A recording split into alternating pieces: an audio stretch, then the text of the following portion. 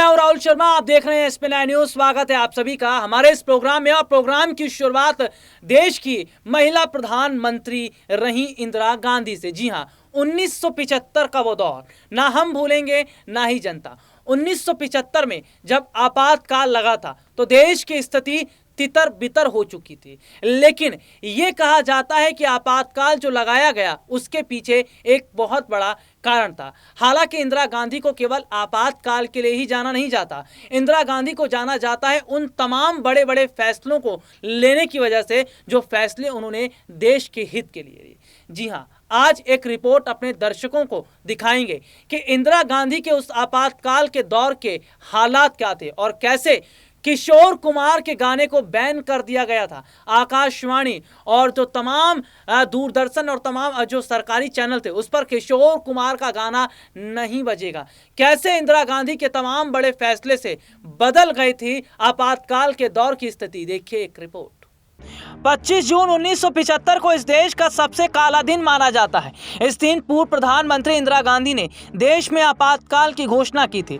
देश में 21 महीने तक इमरजेंसी लगी थी जिसके तहत समस्त नागरिक अधिकारों को सस्पेंड कर दिया गया। प्रेस पर सेंसरशिप लागू हो गई। अखबारों में वही छपता जो सरकार चाहती थी। रही बात रेडियो की तो वो पहले से ही सरकार के अधिकार क्षेत्र में थे। सरकार की इन नीतियों का जो विरोध करता उसे जेल में डाल दिया जाता। बॉलीवुड भी इससे अछूता नहीं था। ऐसे में सरकार की मनमानी का विरोध करने वालों की लिस्ट में एक नाम सिंगर और एक्टर किशोर कुमार का भी था और उन्हें इसकी कीमत चुकानी भी पड़ी।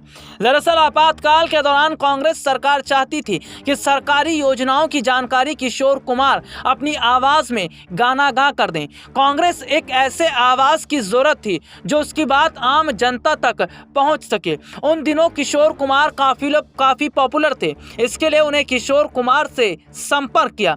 इंदिरा गांधी सरकार में सूचना प्रसारण मंत्री वीसी शुक्ला ने किशोर कुमार के पास संदेशा भिजवाया कि वो इंदिरा गांधी के लिए गीत गाएं जिससे ज्यादा से ज्यादा लोगों तक सरकार की आवाज पहुंचे। लेकिन किशोर कुमार ने गाना गाने से मना कर दिया। किशोर कुमार ने संदेश देने वाले से पूछा कि उन्हें यह गाना क्यों गाना चाहिए तो उसने कहा क्योंकि वीसी शुक्ला ने यह आदेश दिया है। आदेश देने की बात सुनकर किशोर कुमार भड़क गए और उन्होंने उसे डांटते हुए मना कर दिया। यह बात कांग्रेस को इस कदर नागवार गुजरी कि उन्होंने किशोर कुमार के गाने ऑल इंडिया रेडियो और दूरदर्शन पर बैन कर दिए। यह बैन 3 मई 1976 तक से लेकर आपातकाल खत्म होने तक जारी रहा। हालांकि अपने दर्शकों को बता दें कि किशोर कुमार इंदिरा गांधी के खिलाफ काफी ज्यादा नाराज थे क्योंकि जिस तरीके से इंदिरा गांधी ने आपातकाल लगाया इससे हर कोई बहुत ज्यादा नाराज था। इंदिरा गांधी से रायबरेली चुनाव में हारे प्रत्याशी राज नारायण ने चुनावों में सरकारी मशीनरी के दुरुपयोग का केस कर दिया था। 12 जून 1975 को हाईकोर्ट जज जगमोहन लाल सिन्हा ने इंदिरा गांधी को दोषी माना। चुनाव रद्द किए गए, पीएम का पद छोड़ने का फैसला और 6 साल तक चुनाव के अयोग्य ठहराया। इसके 13 दिन बाद इमरजेंसी लगा दी गई। इंदिरा गांधी ने ऐलान किया, भाइयों और बहनों, राष्ट्रपति जी ने आपातकाल की घोषणा की है, इससे आतंकित होने की कोई जरूरत नहीं है। 25 जून 1975 की रात को भारत में आंतरिक आपातकाल की घोषणा हो गई थी। विपक्षी नेताओं को गिरफ्तार कर लिया गया जो सत्ता के खिलाफ और प्रधानमंत्री इंदिरा गांधी के खिलाफ बोलते थे। वो जेल की सलाखों के पीछे जाते थे। उन दिनों संजय गांधी काफी सक्रिय हो गए। वो इस दौरान परिवार नियोजन, अतिक्रमण हटाकर शहरों को सुंदर बनाना, दहेज प्रथा खत्म करने जैसे काम विपक्ष और मीडिया की दखल अंदाजी की बिना कर लेना चाहते। ऐसे में एक सुंदर महिला ने पुरानी दिल्ली के इलाकों में जबरन नसबंदी कार्यक्रम में संजय गांधी की काफ़ी मदद की। उनका नाम रुखसाना था। उन्हें इमरजेंसी की चीफ ग्लैमर कहा जाता है। रुखसाना बॉलीवुड एक्ट्रेस अमृता सिंह की मां थी। आपातकाल के दिनों में वो काफ़ी कुख्यात हो गई। उन्हें संजय गांधी का बहुत करीबी माना भी जाता था। अटल जी उन दिनों जेल में थे। जेल के अंदर रहते हुए उन्हें जब ये खबर मिली कि कांग्रेस नेता इंदिरा इस इंडिया का नारा लगा रहे हैं तो गुस्से में उन्होंने जेल में ही एक कविता लिख डाली और कांग्रेस प्रेसिडेंट को उस कविता में लिख डाला, चमचों के सरताज अटल बिहारी वाजपेयी जिस दिन जेल से बाहर आए उसी दिन रामलीला मैदान में विपक्षी नेताओं की एक बड़ी सभा रखी। ठंड के दिनों में जनता 9:30 बजे तक केवल अटल जी के भाषणों के लिए बैठी रही। अटल जी की 3 लाइनों ने जनता को बेचैन कर दिया। जनता इंदिरा गांधी के खिलाफ आंदोलित नजर आई। इमरजेंसी के दौरान उस वक्त के बेहद मशहूर गायक किशोर कुमार के गानों को ऑल इंडिया और दूरदर्शन पर पूरी तरह से बैन कर ही दिया गया था।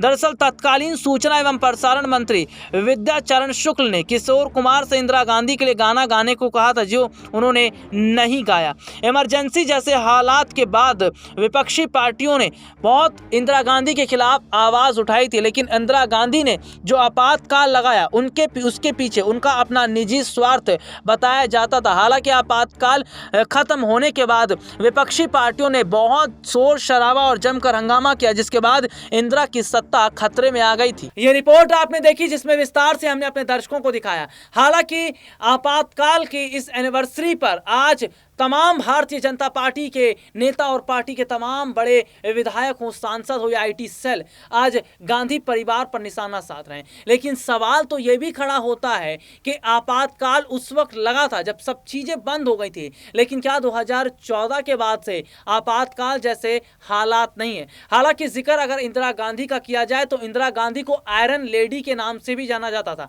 वो इंदिरा गांधी जो फैसले लेने में बिल्कुल भी हिचकिचाती नहीं थी, वो इंदिरा गांधी जिनके ताबड़तोड़ फैसले को देखकर तमाम विपक्षी पार्टियों के होश तो उड़ जाते थे, लेकिन पूरे विदेशों में भी उनके नाम का डंका बजता था। जी हाँ, कैसे इंदिरा गांधी का अगर मैं जिक्र कर रहा हूं तो जब पहली बार जो सैटेलाइट सैटेलाइट पर जो भेजा गया था एक उपग्रह, उसके बाद हमने ये देखा कि इंदिरा गांधी ने जब पूछा वहां पर वैज्ञानिक से तो कैसा लग रहा है भारत ऊपर से यहाँ नीचे दिखाई देने में, तो उनका यही कहना था कि सारे जहां से अच्छा हिंदुस्तान हमारा।